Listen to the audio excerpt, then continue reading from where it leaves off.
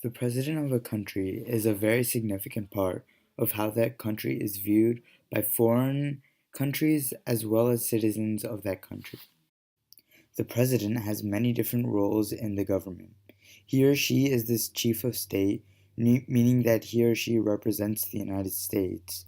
The chief executive, meaning he or she holds the most power in the executive branch.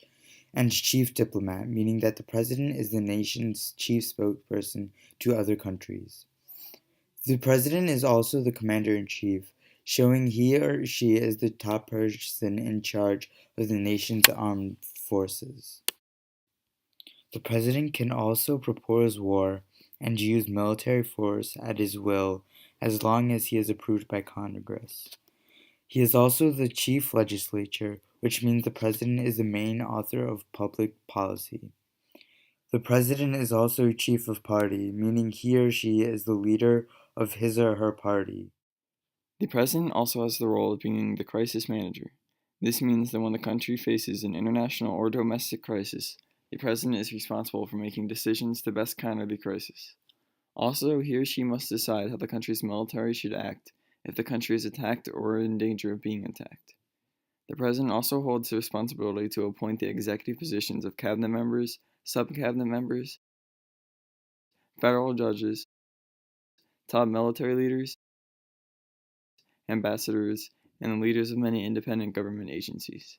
He is joined by the Environmental Protection Agency and protective forces such as the CIA. The president can either pass bills drafted by Congress or veto them. However, Congress may overrule his decision if two-thirds of them oppose his decision. He also negotiates and signs treaties with other foreign nations. One example of a law that a president had passed was when Obama signed a bill that allowed illegal immigrants who are young and care for children to stay in the United States as long as they do not have a criminal record. Also, he made moves on climate change, raised minimum wage for federal workers, and made the marriage of same-sex couples legal. Another example is that former President Bill Clinton banned the use of many semi-automatic weapons in America during his time as president. Lastly, during George W. Bush's time in office, he had passed a law that limited the funding of stem cell research. Clearly, the president holds many responsibilities and powers while he or she is in office. The presidential election is held every 4 years on the Tuesday after the first Monday in November. To begin, the president selects another person to run alongside of them to be his or her vice president. They serve the same term length. Some requirements to be president and vice president are that they must be at least 35 years old, must be an American-born citizen, and they must have lived in America for 14 years. If the president resigns, is impeached, dies, or is terminally ill, the vice president takes over. The Electoral College is a system of voting for the president. When a person votes, they technically vote for a representative for the electoral vote. The majority of the popular vote for a particular president gives all electoral votes to the popular president. A state amount of electoral votes is the sum of its members in Congress. Since the House of Representatives depends on the state population, it limits the amount of voting power of a smaller state. However, all states are guaranteed 2 votes. This is due to each state having 2 senators. The winner of the election doesn't always win the popular vote.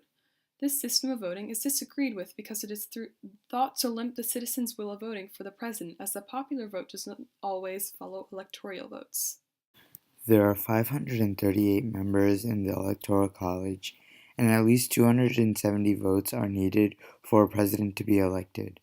Therefore, about 50.2% of the votes must be allocated to one president. How people part of the college are elected depends on the state. However, usually, political parties nominate electors at their state party conventions. Having a single unitary executive has been a controversial topic in the United States, as some people believe one man or woman holding the majority of power in the government is undesirable.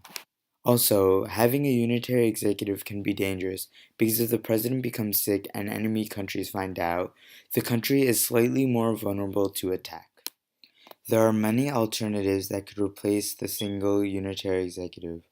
One option was supported by many delegates at the Constitutional Convention is a 3-person executive. Many people supported the idea of a 3-person executive because decisions could be made more easily. In a 3-person executive, there would be better decision making because having 3 candidates may bring in several perspectives. Additionally, a three-person executive may allow for a greater transparency and citizen representation. A downside of this system is that if all three members disagree, they'll take longer to make decisions, which is a downside during crises. Another possibility coming off of the three-person executive idea is that if the United States had an executive to represent the northern, southern, and middle region of the United States of America, this allows there to be an executive for different environments of the United States and what each part of the United States needs or wants the most.